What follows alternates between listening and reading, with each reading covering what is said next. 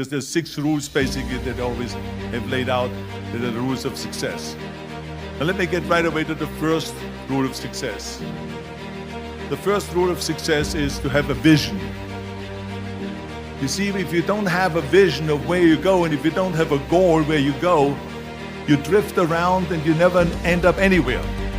It's like you can have the best ship in the world, you can have the best airplane in the world. If the pilot or the captain doesn't know where to go, it would just drift around. It would not end up anywhere, or most likely in the wrong place.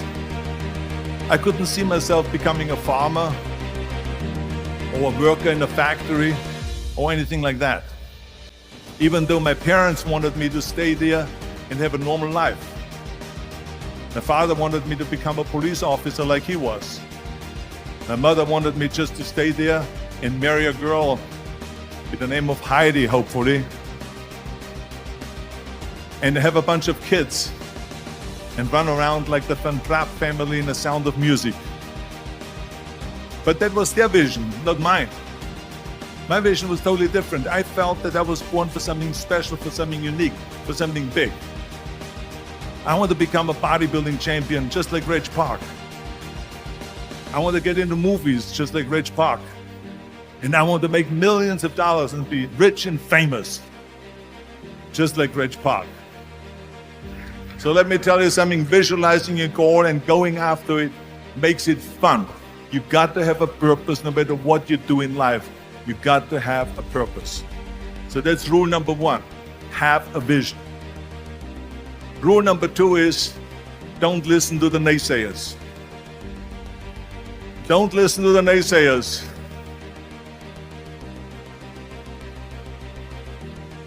Everything I ever did, the thing that I heard out of people's mouth was, that's impossible. That can't be done.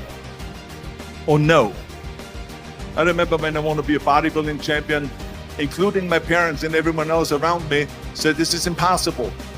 Why don't you become a ski champion? That's what they do in Austria. Or bicycle champion, or do some track and field.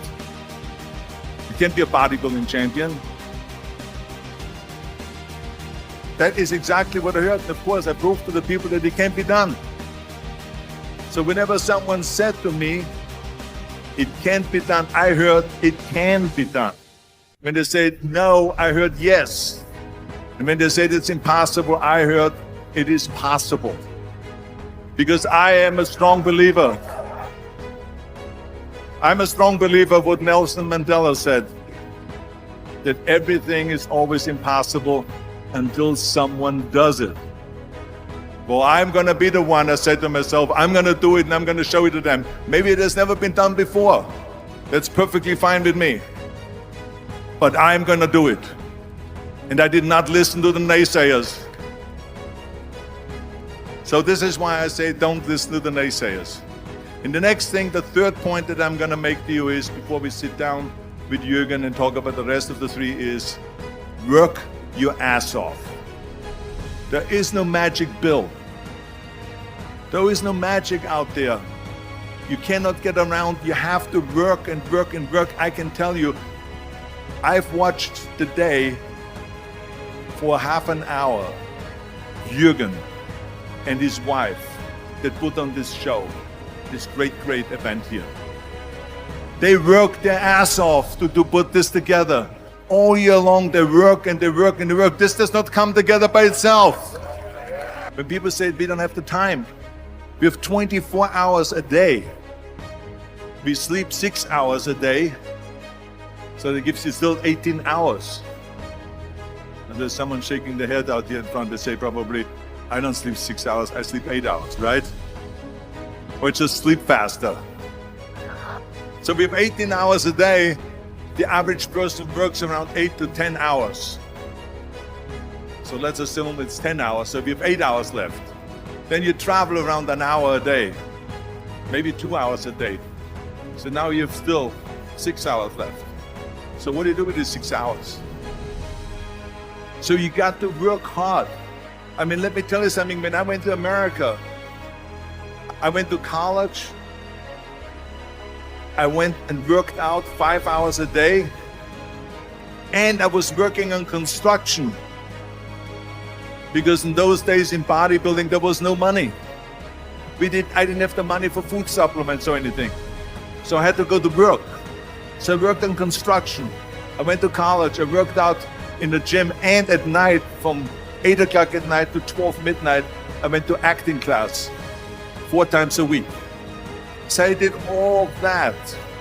There was not one single minute that I wasted. And this is why I'm standing here today.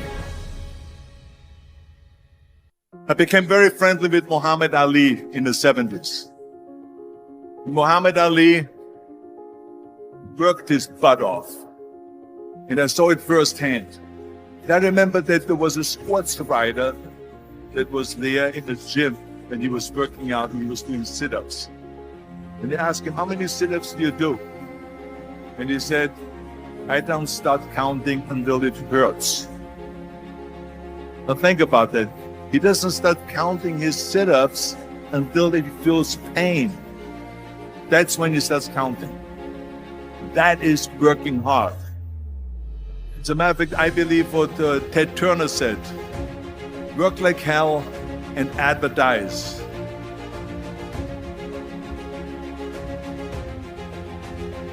You get it? Work like hell, go to bed, and early to rise, work like hell and advertise. So you work your ass off, and then you let the world know about your work. That's what it is all about. Let people know. If you have a company, if you have a movie, if you do a sports, work your ass off, but then advertise and let everyone know. And the reason, one of the main reasons why people want to have a plan B is because they are worried about failing. What is if I fail, then I don't have anything else? Well, let me tell you something. Don't be afraid of failing, because there's nothing wrong with failing. You have to fail in order to climb that ladder. There's no one that doesn't fail.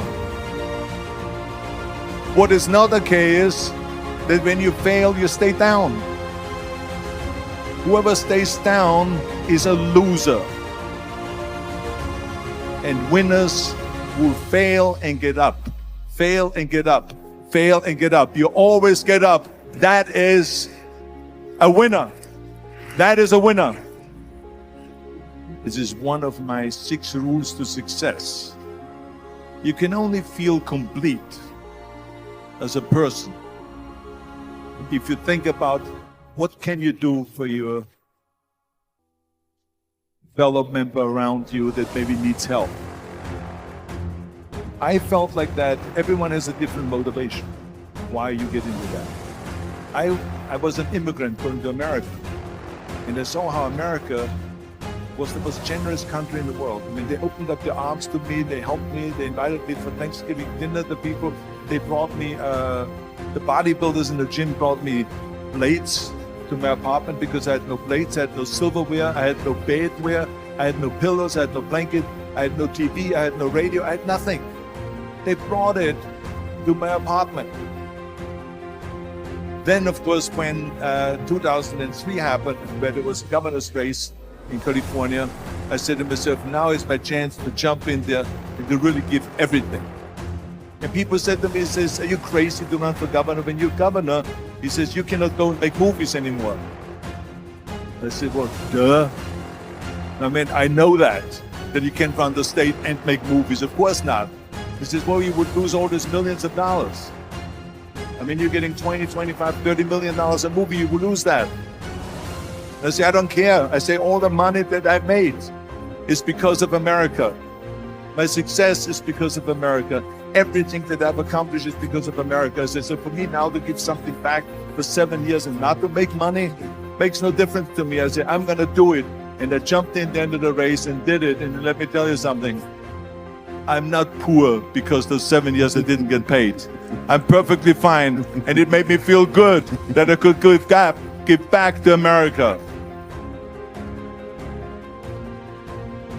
I remember that everything I did always needed help. Think about it when someone says, Arnold, you're the greatest self-made man. I said, you can call me anything you want. You can call me Arnie, you can call me Schwarzi, you can call me Terminator, you can call me Governator, but don't ever call me self-made man. I said, because I did not get to that point by myself.